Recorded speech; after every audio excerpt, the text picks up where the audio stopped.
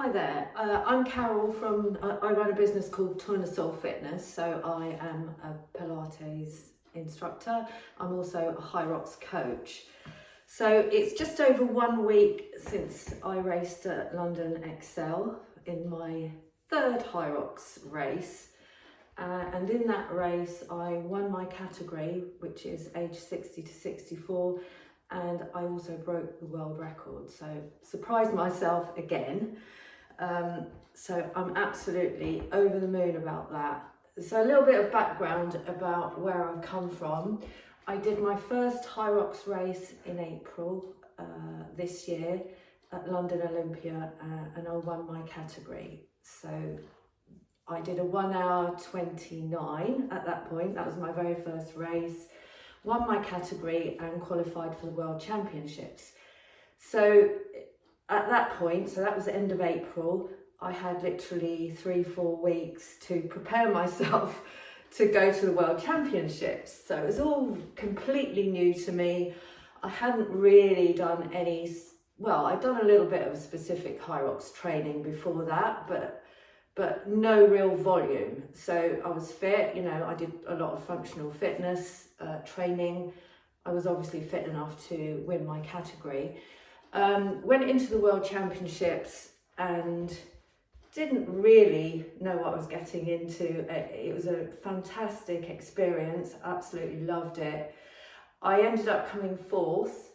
I cocked up my race, really.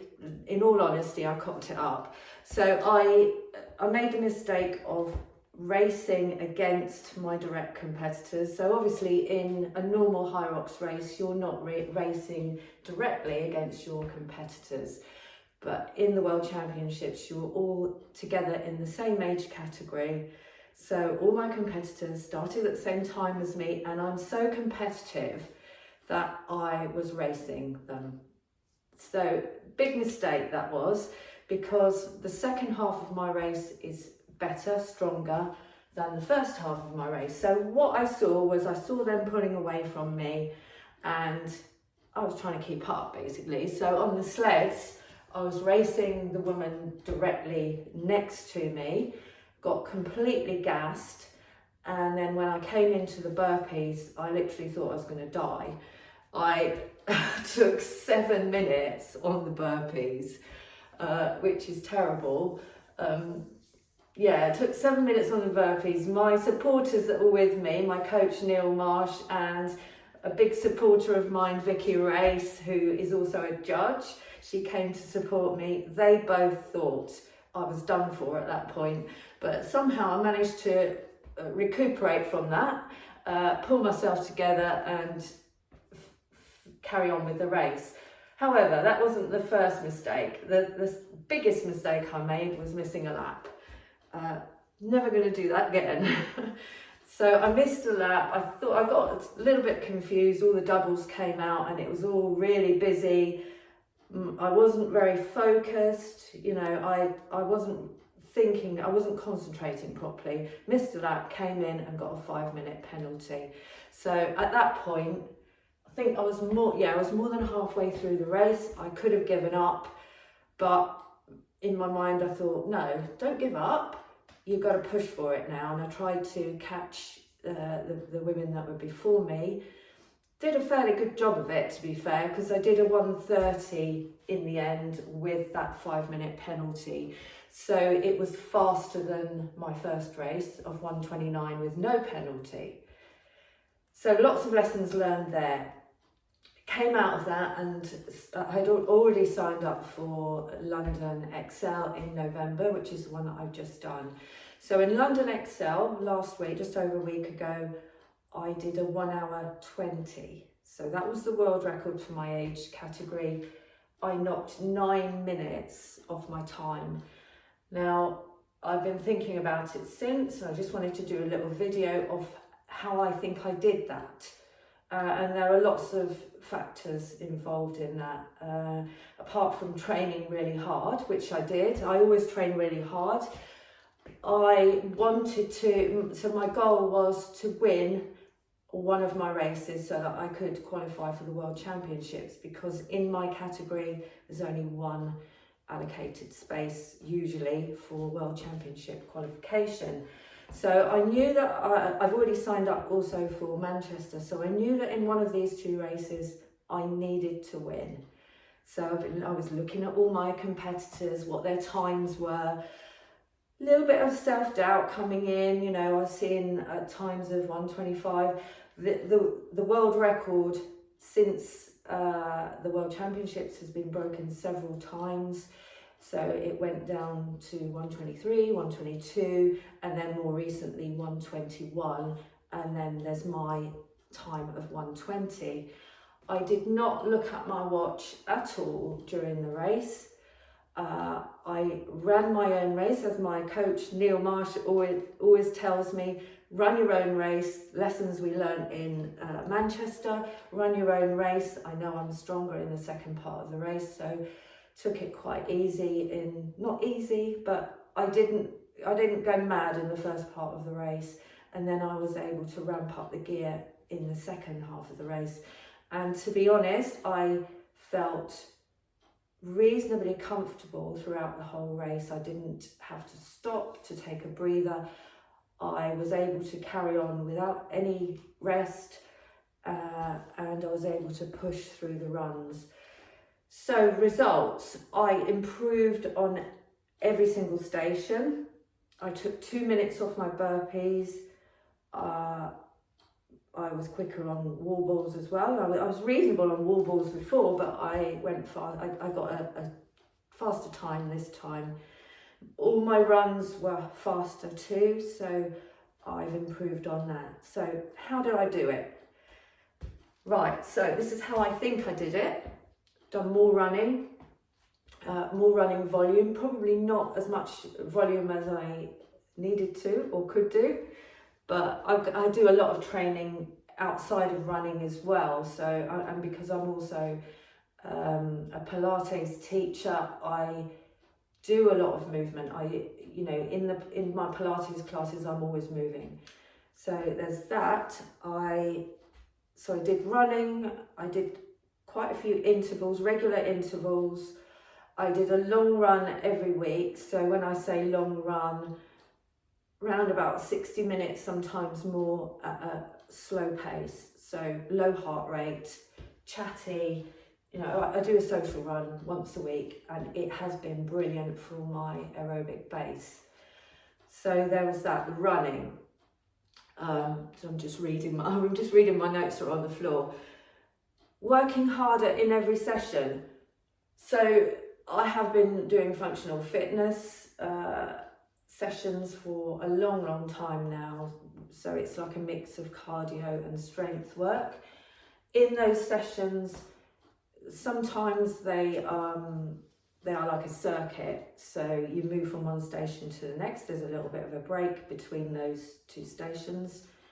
I have now become accustomed to having a quick look at my watch and checking at my heart rate, because my heart rate now comes down so quickly that they always joke at the gym now about, oh, Carol better get started because her heart rate's coming down.